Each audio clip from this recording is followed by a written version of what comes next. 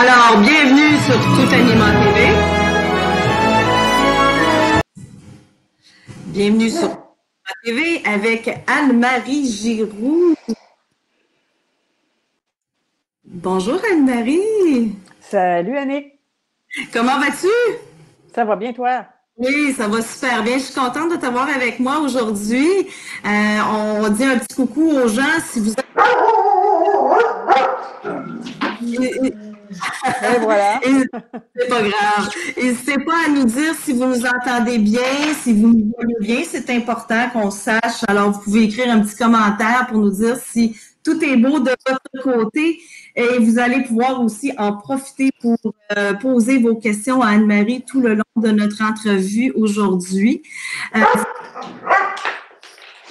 Dis-moi, Anne-Marie, tu habites dans quel secteur, dans quelle région? Moi, je suis de Montréal, à Pointe-aux-Trembles exactement. Oh, OK, parfait. Et ta formation, donc tu es instructeur en détection d'odeur et tu es aussi éducatrice canin. Tu peux nous raconter un petit peu ton parcours au niveau de ta formation professionnelle? Oui, en fait, moi, j'ai commencé à m'intéresser à l'éducation canine quand mon premier chien, ça c'est mon deuxième, puis mon premier chien qui était Bianca, qui était une ardelle, a commencé à éprouver des problèmes de comportement, d'agressivité envers les autres chiens suite à des agressions qu'elle a subies dans mon secteur. Donc, parc à chiens, c'était fini. Les activités d'agilité, les activités de groupe, c'était fini. Elle était devenue trop agressive. Et puis, j'ai commencé à consulter les éducateurs canins au Québec, là, les Jean Sœur, Patrice Robert, Jacinthe Bouchard. Jacinthe, c'est-tu Jacinthe? Oui, Jacinthe Bouchard, oui. Ouais, c'est ça. Ouais. Donc, puis là, je trouvais ça vraiment fascinant, toutes les thérapies comportementales qu'on m'offrait, la psychologie canine. Je suis rentrée là-dedans. J'ai dit, wow, j'ai vraiment découvert ça. Et c'est là que j'ai décidé de me former en éducation canine. En fait, c'est mon projet de retraite. Moi, je suis retraitée de la fonction publique. Et l'éducation canine, c'est mon. C'est ton deuxième métier, c'est ta deuxième carrière. Oui, c'est ça. Et au fil des années, avec Bianca, ben, dans le fond, bon, là, c'est sûr qu'avec des thérapies, ça s'est amélioré beaucoup, mais je ne pouvais toujours pas l'amener dans des compétitions ou dans des groupes avec d'autres chiens. Et à un moment donné, j'ai découvert un atelier sur la détection d'odeur. Je suis allée, j'ai découvert ça, je l'ai amené. Et j'ai dit, wow, j'ai dit, quelle belle activité, c'est vraiment fait, tu es tout seul avec ton chien. Si tu fais de la compétition, tu es tout seul avec ton chien, il y a le juge, il y a une secrétaire ou whatever, tu es 2 ou 3 personnes dans un grand local. Le chien, il est super zen, c'est vraiment, tu sais, je suis tombée là-dedans. Mais bien, quand elle a commencé, elle avait déjà 8 ans en détection d'odeur. Okay. Donc, on a commencé à faire très peu de compétition, en fait. Et puis, je trouvais ça tellement intéressant que la même chose que l'éducation canine, je me suis intéressée, j'ai commencé à me former. Mais les formations en détection d'odeur, c'était vraiment très, très rare. D'abord, il n'y en a pas en français. Oui, on t'entend, Grugeot, merci. Grugeot. Oui, Grugeot, c'est mon chien. Il veut. Oui, j'apprends. Et donc, j'ai commencé à suivre des formations en ligne aux États-Unis comme instructeur de détection d'odeur. J'en suis encore aujourd'hui. C'est un continuum, là. Hein? On étudie toujours là-dedans. Oui, la formation continue. Hein? C'est une passion. Oui, c'est ça. Et en fait, j'ai laissé tomber un peu tout ce qui est éducation canine, les thérapies comportementales. J'ai mis ça de côté pour vraiment me spécialiser plus vraiment en sport canin ou en détection d'odeur, et ce qui inclut le pistage aussi, les différents sports canins qu'on peut faire en utilisant le fer des chiens.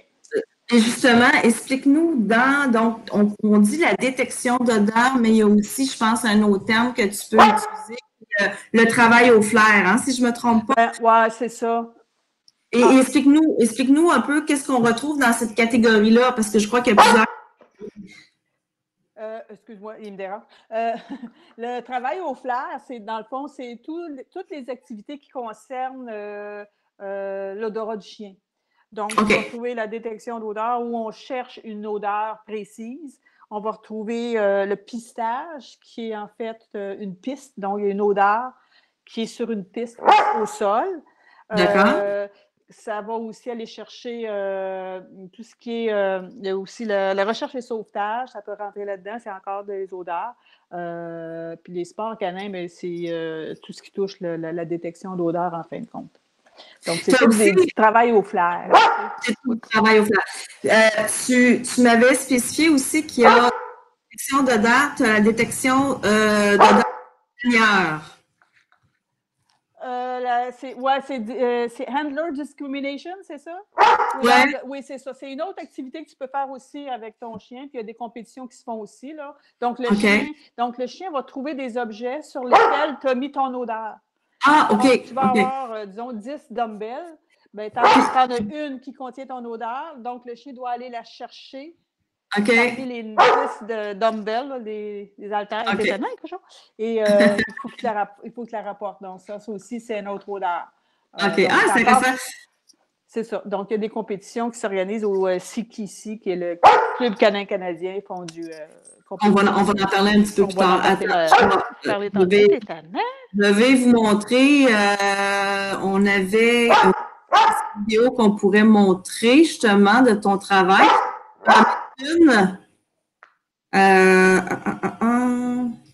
Donc, c'est celle-là. Tiens, je vais la partir. Tu vas pouvoir nous la commenter.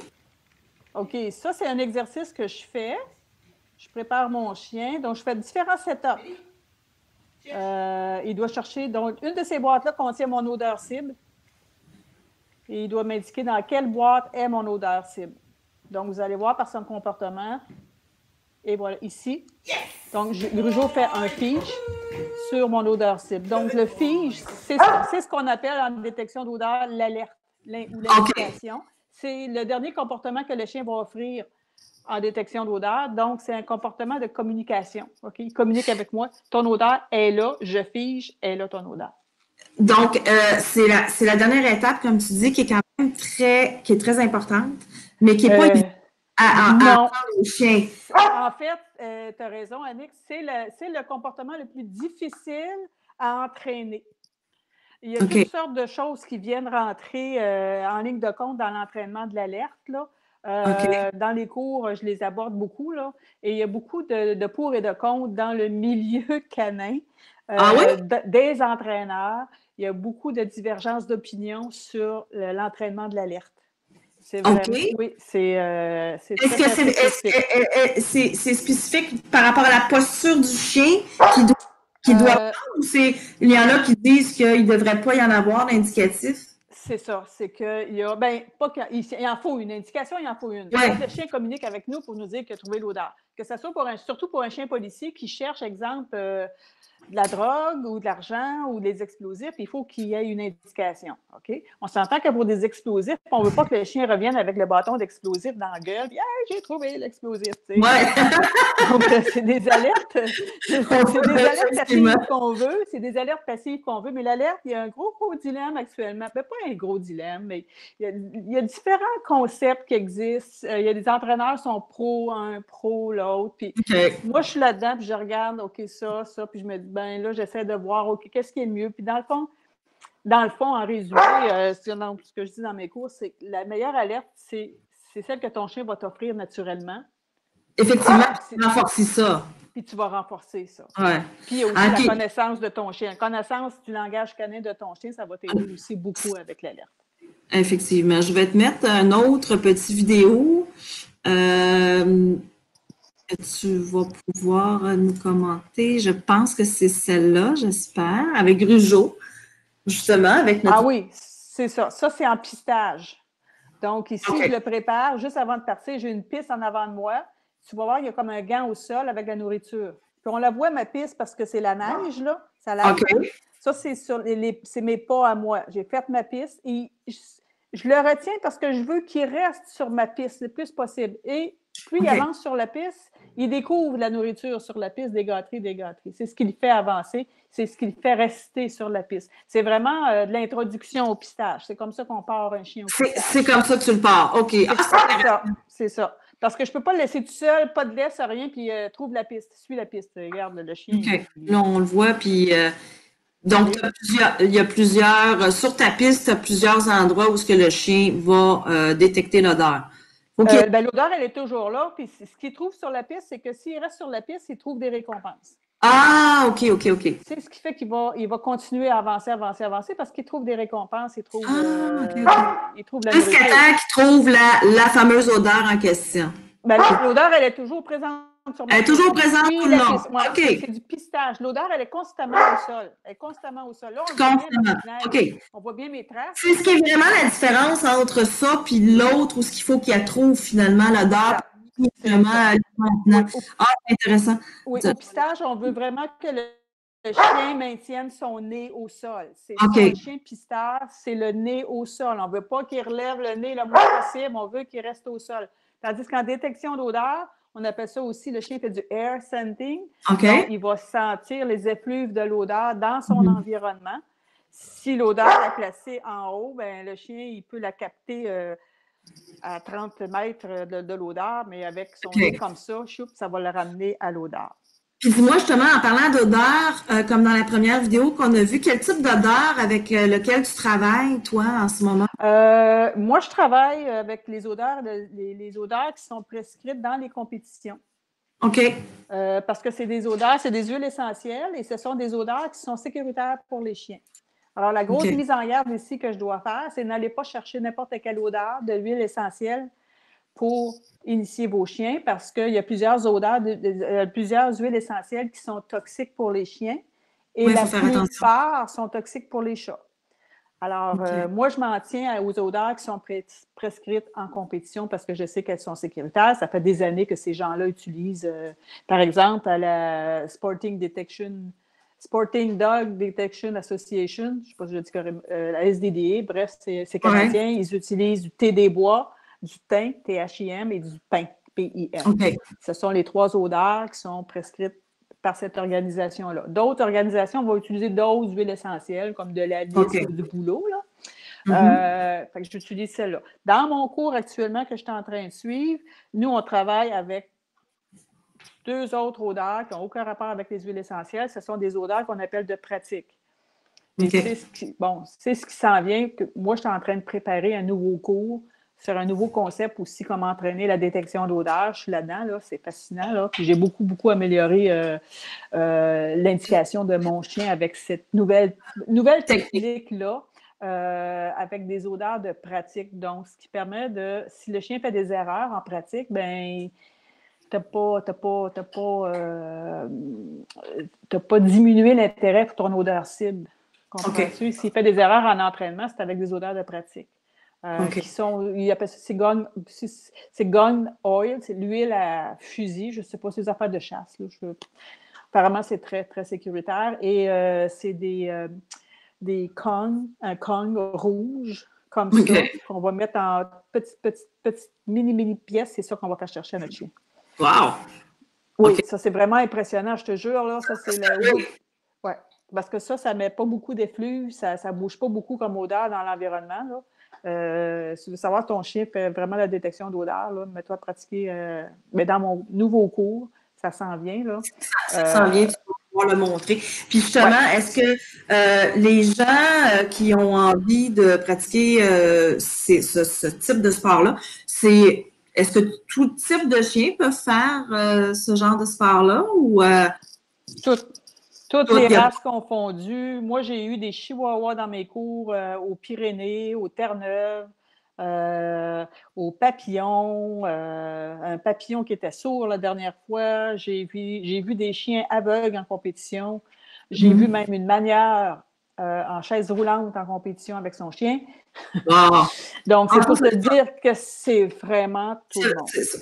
On peut rejoindre tout le monde. Puis, à partir de quel âge que tu dis le début des ateliers? Est-ce que les gens peuvent commencer dès qu'ils sont chiots ou il y a un âge précis? Non, il n'y a pas d'âge. Non. Ben, idéalement, pour qu'il y ait eu tous ces vaccins, puis pour qu'ils soient en mesure de suivre un cours de groupe, dans le fond, là.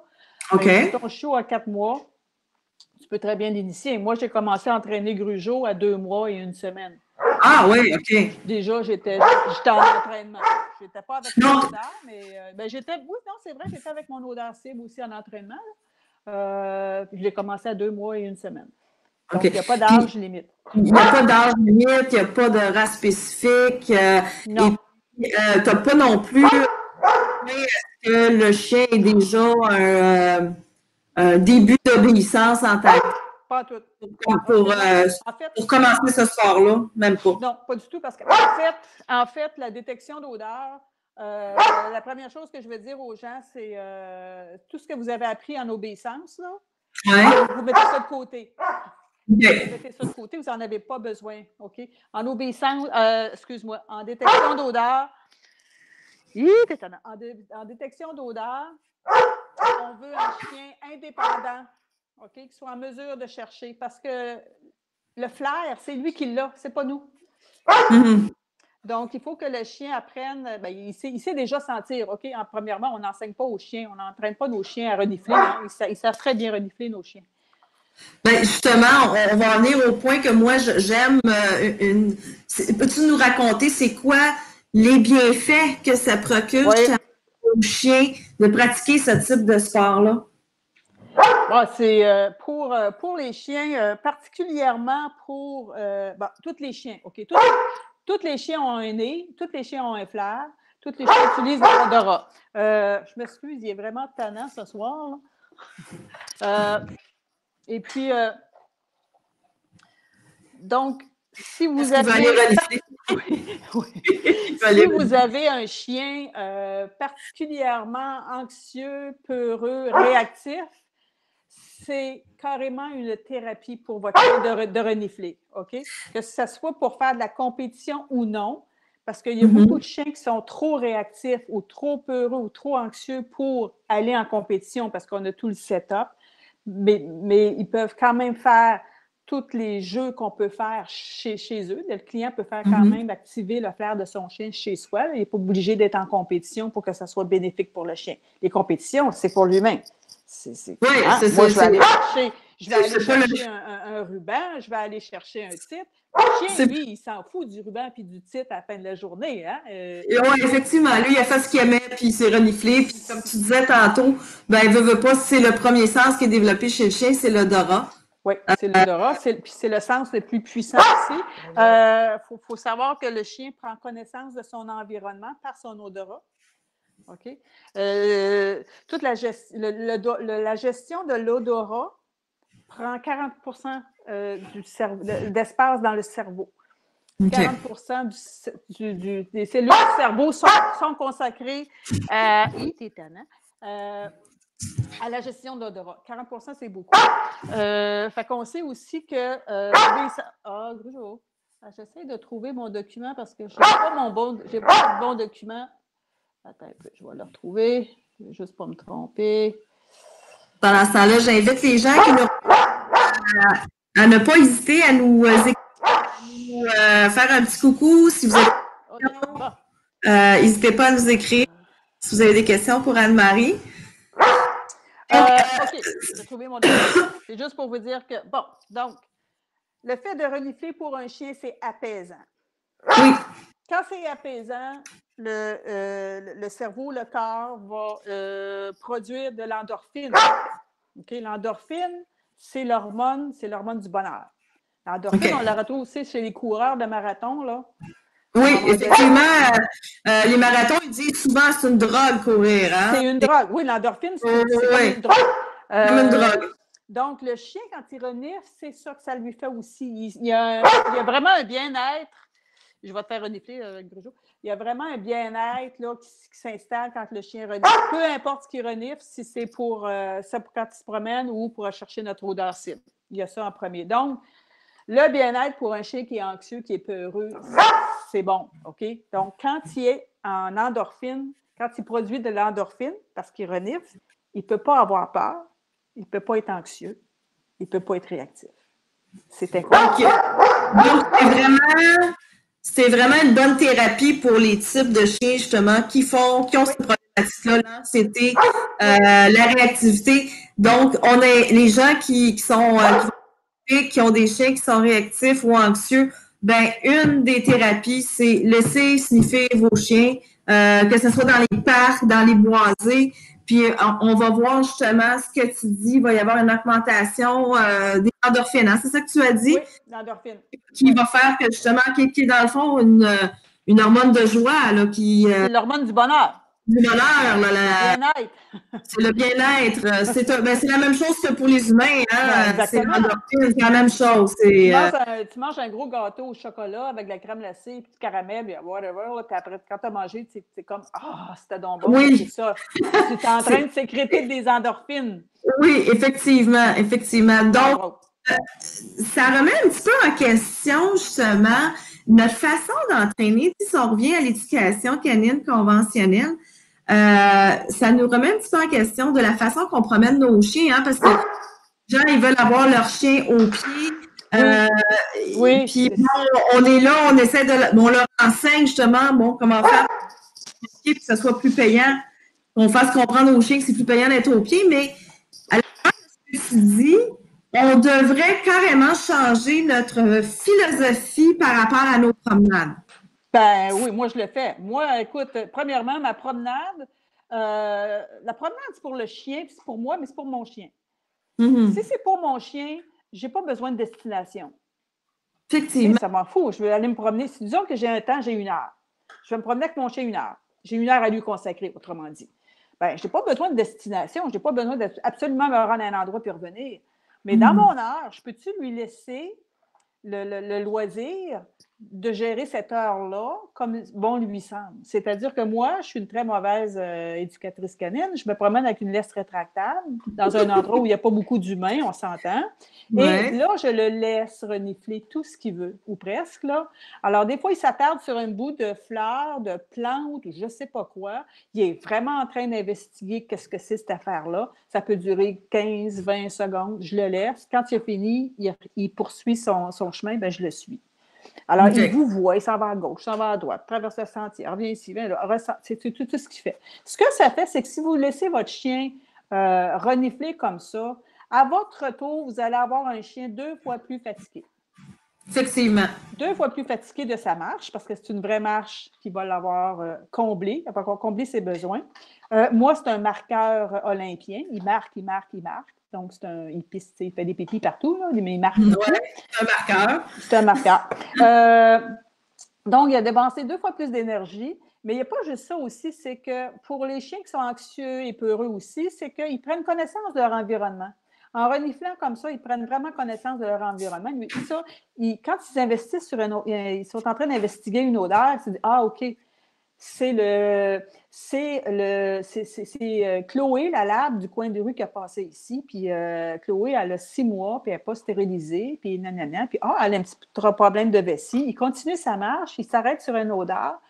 Ça, c'est Charlie, le Shih Tzu, il a 15 ans, nanana. Il va tout chercher ces informations-là.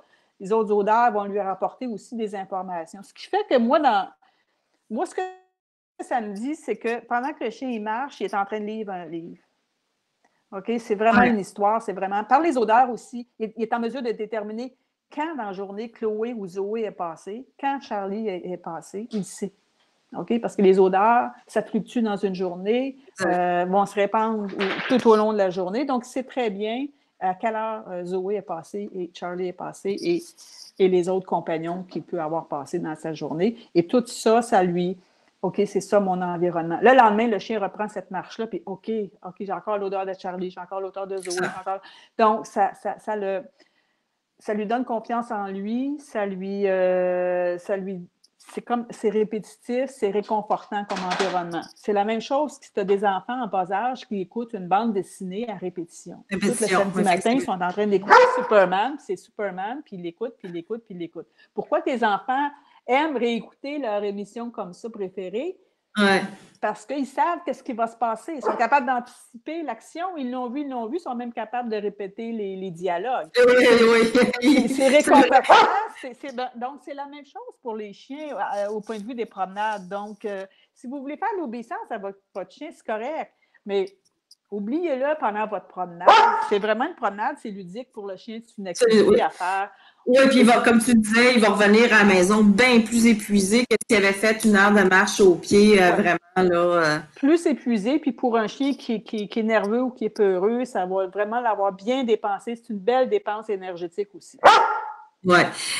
Dis-moi, parle-nous un petit peu du bon. Là, on parle que c'est un sport qui peut être pratiqué de façon totalement amateur. Mais il y a aussi de la compétition qui se fait au Québec et au Canada. Peux-tu... Oui. Il y a un monstre ce soir, Grugeot. D'habitude, il dort à cette heure-là.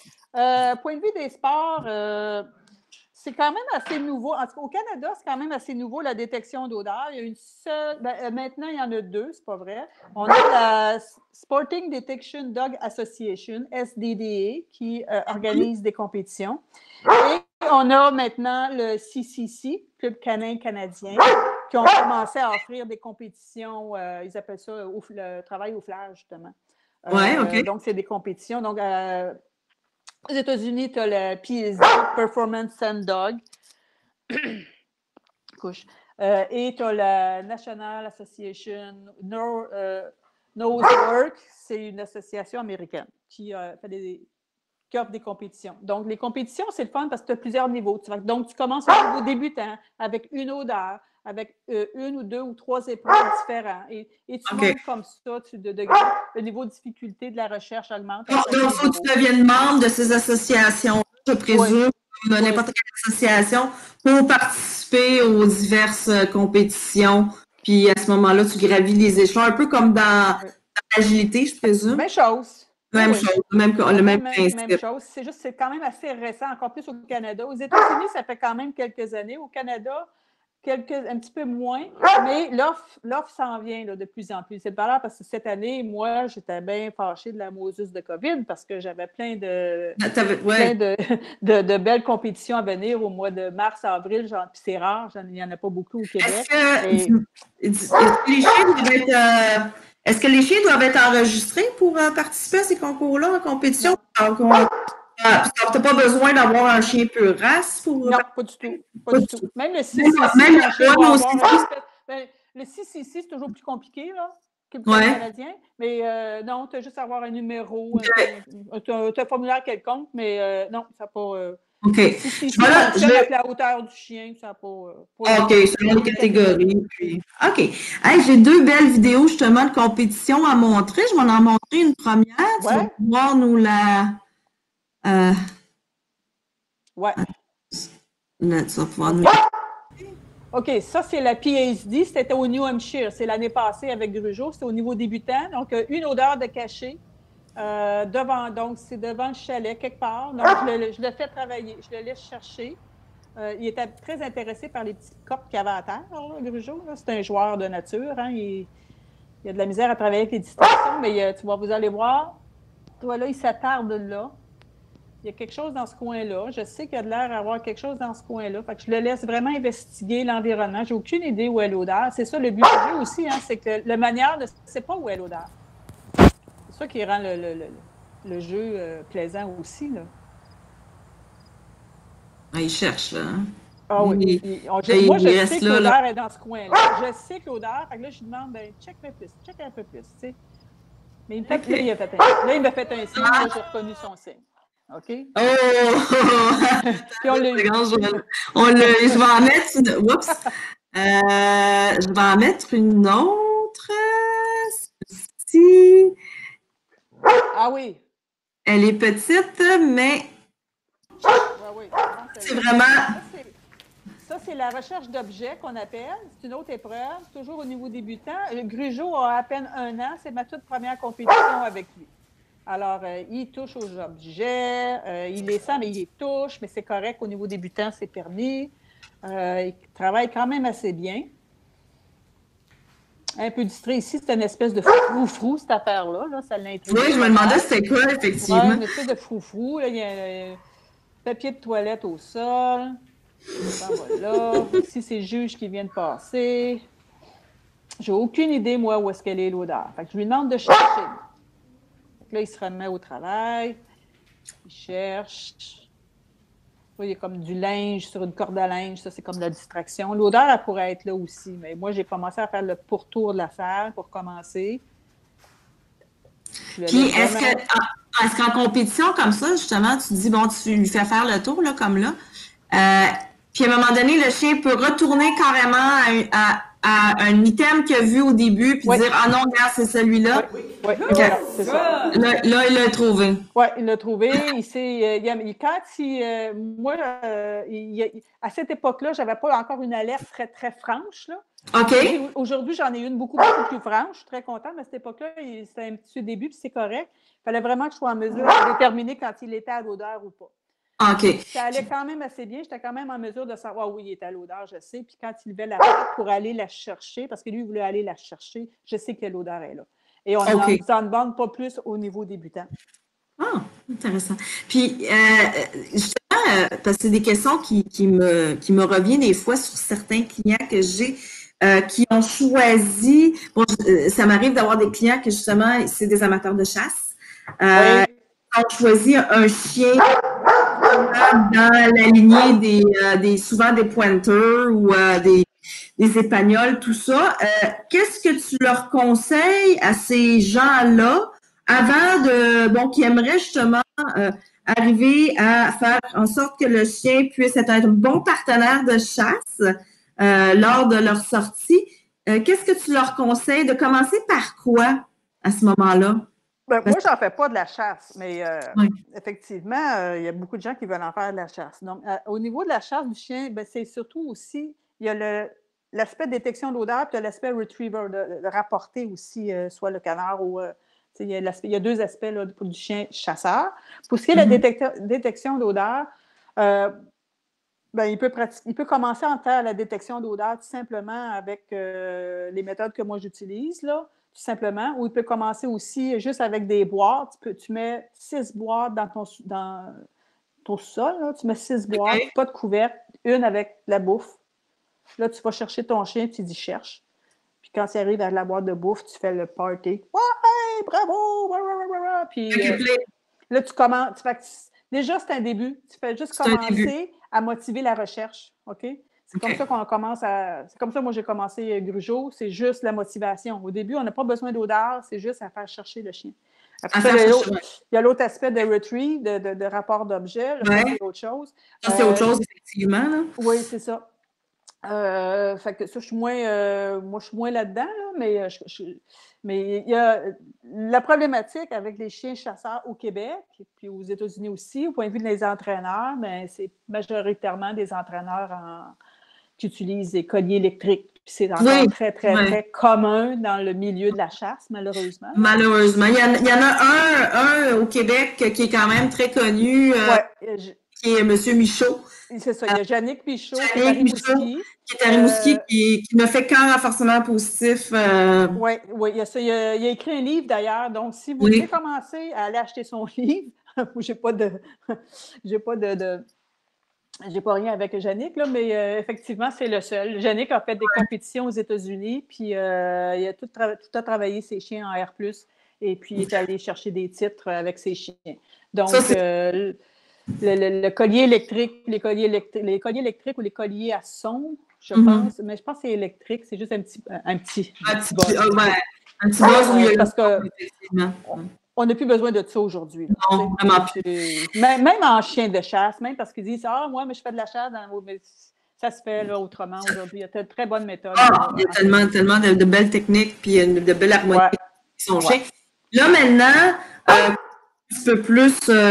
oups, attends, j'ai des petites fenêtres qui me popent dans le visage. Qu'on comprend mieux ce sport-là. Toi, en ce moment, malheureusement, en période de confinement, on peut pas se promener, on peut pas aller rencontrer nos clients. Tu offres certains ateliers en ligne. Est-ce que tu peux en parler de ce que les gens peuvent retrouver en ligne à ce moment-là? Oui, depuis quelques années déjà, je suis déjà en ligne avec Demain de Maître. OK. Donc, j'offre sur le site Demain de Maître Académie. académie.ca. Oui, je l'ai mis d'ailleurs à l'écran. OK. Des cours de détection d'odeur, introduction à la détection d'odeur, c'est un cours de 6 semaines, et un autre cours avancé en détection d'odeur, comme la suite, si tu veux, du premier cours, et un autre cours d'introduction au pistage qui est sur 6 semaines. Donc ça, les gens peuvent regarder ça directement en ligne. Il n'y a pas d'horaire, donc c'est ça. L'inscription est en tout temps. Par contre, il n'y a pas de suivi de support virtuel pour ces cours-là, à part depuis le 1er avril pour les cours de détection d'odeur de niveau débutant et avancé. Moi, je fais la promotion d'offrir le support virtuel pour ces 2 cours-là pour les nouvelles inscriptions à partir du 1er avril. Donc, à partir du 1er avril, on a créé une page Facebook privée pour les gens qui suivent mon cours, un de ces 2 cours-là ou les 2 cours, et peuvent poser leurs questions, faire des vidéos, me demander des analyses, mes commentaires. Donc, c'est ça. Aussitôt que les gens, excuse-moi, se sont inscrits à ta formation en ligne sur Demain de Maître académie.ca, automatiquement, toi, tu vas avoir les noms de ces gens-là, puis tu vas les intégrer dans tes groupes Facebook pour qu'ils puissent avoir un suivi à ce moment-là. C'est génial. Et sinon, bon, quand on va pouvoir retourner sur le terrain, Anne-Marie, qu'est-ce que tu offres comme atelier ou formation à ce moment-là? Moi, j'offre mes services, dans le fond, aux centres canins qui veulent offrir la détection d'odeur à leur clientèle. Donc, ils vont m'appeler, ils m'appellent, puis ils disent, ben vois-tu, Anne-Marie, moi, je pense que j'ai assez de monde pour faire un groupe. Donc, j'ai deux choix. Donc, j'ai des cours de groupe sur 5 semaines en détection d'odeur, niveau 1 et niveau 2. Pistage, c'est la même chose. Et, j'ai perdu ma ligne. Ah, Cujo. Et, oui, excuse-moi. Cujo est délicat. Atelier aussi. Donc, des fois, les gens ne sont pas sûrs s'ils veulent s'engager pour 5 semaines, ils ne sont pas certains que leur chien va peut-être aimer ça, nanana. Mais j'ai un atelier de 3 heures d'introduction à la détection d'odeur. Où là, on va voir à peu près tout le contenu de mon cours de 5 semaines. On le voit en 3 heures. En 3 heures. En 3 heures. Donc, c'est sûr qu'on ne peut pas voir l'évolution du chien en 3 heures.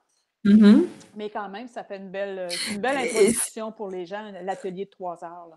Puis l'atelier de 3 heures, est-ce que tu le donnes aussi dans les centres canins ou tu as un autre endroit précis? Oui, dans les centres canins. Ça, c'est une belle option parce que justement, quand on n'est pas certain, on sait que notre chien, il aime bien avoir le nez à terre, mais c'est sûr quand même, c'est une belle option de faire l'atelier de 3 heures. Si on aime ça, ben on poursuit avec une session de cours de groupe, là, ou aller s'inscrire au cours de groupe en ligne sur Demain de Maître. C'est ça.